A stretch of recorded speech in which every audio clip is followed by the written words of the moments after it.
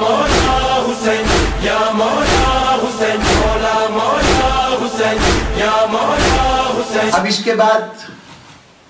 ایک اور منزل تھی کہ یہ واقعہ رونما کب ہو، صحیح ٹائمنگ اتنی بنیادی چیز ہے کہ اگر اس میں کوئی کوتاہی ہو جائے تو بڑے سے بڑا عمل بھی ضائع ہو جاتا ہے. ہم تاریخ پڑھتے ہوئے بہت سے لوگوں کے تذکرے میں یہ پڑھتے ہیں کہ یہ بادشاہ اپنے وقت سے پہلے پیدا ہو گیا، یہ شاعر، یہ ادیب، اس کی تعلیمات ایسی تھیں، اس کی نگارشات، اس کی تالیفات ایسی تھیں کہ اس زمانے کے لوگ نہیں سمجھ سکے، یہ بیفور ٹائم تھا. اور کچھ لوگ ایسے ہوتے ہیں کہ وقت گزر گیا ہوتا ہے اور ان کے متعلق کہا جاتا ہے یہ تو ماضی کی یادگاریں ہیں، انہیں 200 سال پہلے ہونا چاہیے تھا، 100 سال پہلے ہونا چاہیے تھا. اب میں نہیں جانتا کہ ہمارا پیمانہ کیا ہے اس بات کو طے کرنے کا کہ جو شخص ہے وہ اپنے وقت کا نہیں ہے یا اس سے پہلے ہے یا بعد ہے. لیکن اگر پہلے اور بعد کے لیے کوئی پیمانہ صحیح معنوں میں ہو سکتا ہے تو وہ یہ ہو سکتا ہے کہ جن مقاصد کو حاصل کرنے کے لیے کوئی شخص اٹھا ہے، اگر وہ مقاصد پوری طرح حاصل ہو گئے تو اس کا اقدام بر وقت تھا، اور اگر وہ اپنے نتائج کو حاصل کرنے میں ناکام رہا، اقدام صحیح تھا، نتیجہ وہ نہیں ہوا جو چاہتا تھا، تو اس کا مطلب ہے کہ وقت کے انتخاب میں غلطی ہوئی. امام حسین علیہ السلام کو ایک ایسا قدم اٹھانا ہے قربانی کا، ایثار کا، اتنا غیر معمولی واقعہ کہ جو انسانی ذہن کو جھنجھوڑ کر رکھ دے. وہ مسلمان جو سو چکا ہے، جس کے اندر دین کی حمیت ختم ہو چکی ہے، اس کی حمیت کو بیدار کرنا، اور صرف یہ نہیں کہ اس دور میں بیدار کرنا بلکہ وہ واقعہ ہر دور میں انسان کی حق کی حمایت کے لیے تحریک کا بنیادی ڈرائیو بن سکے، بنیادی سبب بن سکے، اس کے لیے وقت کا انتخاب بڑا اہم تھا. شام کے اندر جو حکومت قائم ہوئی ہے، جس نے بظاہر اسلام کا لبادہ اوڑھ رکھا ہے، لیکن در حقیقت وہ اس دور کی یادگار ہے جس دور کو ختم کرنے کے لیے اسلام دنیا میں آیا تھا. وہ زمانہ جاہلیت کی تمام باتوں کو زندہ کر رہا تھا وہ دور، اور اس پہ اسلام کا لیبل لگا ہوا تھا. امام حسن علیہ السلام نے جو سلو نامہ لکھا ہے، جو شرائط سلو ہیں، وہ شرائط اگر غور کیجئے گا تو وہ اسلامی معاشرے کے وہ بنیادی اصول ہیں کہ اگر ان پہ عمل کیا جائے تو وہ مقصد حاصل ہو جاتا ہے جس کے لیے اسلام دنیا میں آیا ہے. وہ مساوات کا معاشرہ، وہ جرأت اظہار رکھنے والا معاشرہ، وہ حق کو طاقت سمجھنے والا معاشرہ. ابتدائی تقاریر کی طرف اشارہ کر رہا ہوں کہ جو بنیادی طور پر اسلامی معاشرے کی خصوصیات ہونی چاہیے تھیں وہ بیدار ہو جاتی ہیں اگر امام حسن علیہ السلام کے اس معاہدے پر عمل کر لیا جائے. لیکن جیسے ہی یہ معاہدہ ہوا ہے، امام حسن علیہ السلام نے شہر کوفہ چھوڑا، خود بھی چلے گئے، امام حسین اور دوسرے جو بنی ہاشم کے افراد آئے تھے وہ سب کوفے سے واپس مدینے چلے گئے. اب اس کوفے میں پہلی مرتبہ حاکم شام داخل ہوا ہے، معاویہ یہاں پہ آیا، اور اس نے جو اپنی وہاں پر آ کر پہلی تقریر کی ہے اس کے اندر کہا ہے کہ اے کوفے والو، یہ جو میں نے معاہدہ کیا ہے اس لیے نہیں کیا کہ تم سے نمازیں پڑھواؤں یا روزے رکھواؤں، یہ کام تو تم پہلے بھی کرتے تھے، یہ میں نے صرف تمہاری گردنوں پر اپنا اقتدار قائم کرنے کے لیے معاہدہ کیا ہے. جہاں تک اس معاہدے کی شرطوں کا تعلق ہے وہ سب میرے پاؤں کے نیچے ہیں، یعنی میں کسی شرط کی پابندی نہیں کروں گا. یہ پہلے دن کا اس کا اعلان ہے. اور اب اس اعلان کے بعد بظاہر جب وہ کہہ رہا ہے کہ معاہدے پہ عمل نہیں کروں گا تو شاید یہی وقت ہوتا کہ امام حسن کہتے کہ میں نے تو تخت و تاج اس لیے نہیں دیا تھا کہ تو معاہدے پہ عمل نہ کرے.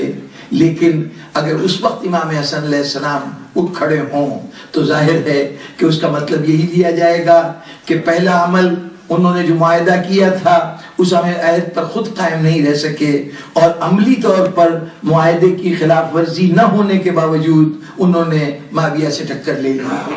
اب امام حسین علیہ السلام کے لیے موضوع نہیں ہے کہ وہ اپنے اس معاہدے کے خلاف خود معاویہ کے خلاف جنگ میں مصروف ہو جائیں، اور ظاہر ہے کہ جب تک امام حسن علیہ السلام موجود ہیں اس وقت تک امام حسین علیہ السلام کا کوئی اقدام امام حسن کی مخالفت کے مترادف ہوگا، اور یہ سمجھا جائے گا کہ وہ صلح کے معاہدے سے متفق نہیں ہیں۔ اس لیے وہ پورا دور جو معاویہ کا دور ہے اور جناب امام حسن علیہ السلام دنیا میں موجود ہیں، اس دور میں امام حسین کے لیے کربلا کو منعقد کرنا کسی اعتبار سے بھی سیاسی اعتبار سے کوئی پسندیدہ عمل نہ ہوتا۔ امام حسن علیہ السلام کا سن 50 ہجری میں 50 ہجرہ میں آپ کی شہادت واقع ہوئی۔ آپ کی شہادت کے بعد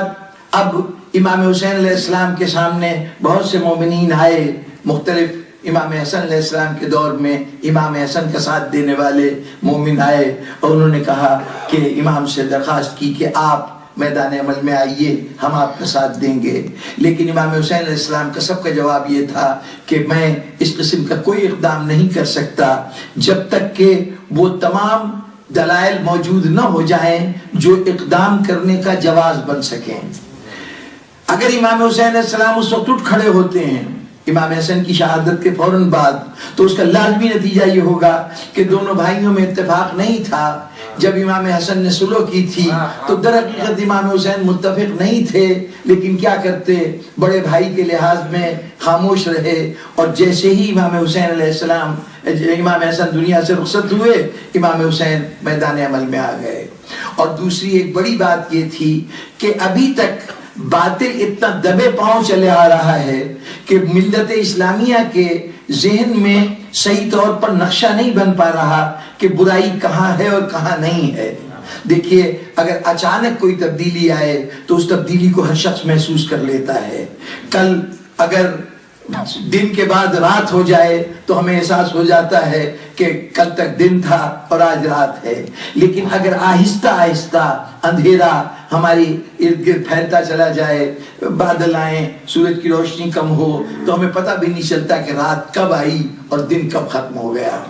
تو جب آہستہ آہستہ برائی آ رہی ہو، اس وقت کے معاشرے کو احساس نہیں ہے کہ یہ برائی کس حد تک پہنچی ہے، کیا ہم کلیتاً خراب ہو چکے ہیں یا ابھی ہمارے اندر بھلائی موجود ہے۔ امام حسین علیہ السلام کو اپنے اقدام کے لیے ایک ایسے وقت کا انتظار ہے جس وقت برائی اپنے طور پر اتنی واضح طور پہ آ جائے کہ اب امام حسین کھڑے ہوں تو دنیا سمجھ جائے کہ ہاں یہ برائی کے خلاف اٹھے ہیں۔ تو اب امام حسین علیہ السلام کے سامنے وہ لمحہ کب آ سکتا تھا؟ دیکھیے، اگر معاشرے میں برائی آ رہی ہے، افراد اپنی جگہ رفتہ رفتہ اس رنگ میں رنگے جا رہے ہیں جو رنگ آہستہ آہستہ آ رہا ہے، اس رنگ کی شدت کیا ہے، کس طرح سے یہ معاشرہ بگڑ گیا ہے، اس کا پتہ اس وقت چل سکتا تھا جب اس معاشرے کے سامنے کوئی ایسا مسئلہ رکھا جاتا جو صریحاً اسلام کی خلاف ورزی ہوتا اور معاشرہ اس پر سر جھکا دیتا، پوری سوسائٹی اس کو تسلیم کر لیتی، تو اس کا مطلب یہ تھا کہ اب ہر شخص محسوس کر سکتا ہے کہ معاشرہ اتنا بگڑ گیا ہے کہ اب یہ اسلام سے اس کا کوئی تعلق نہیں۔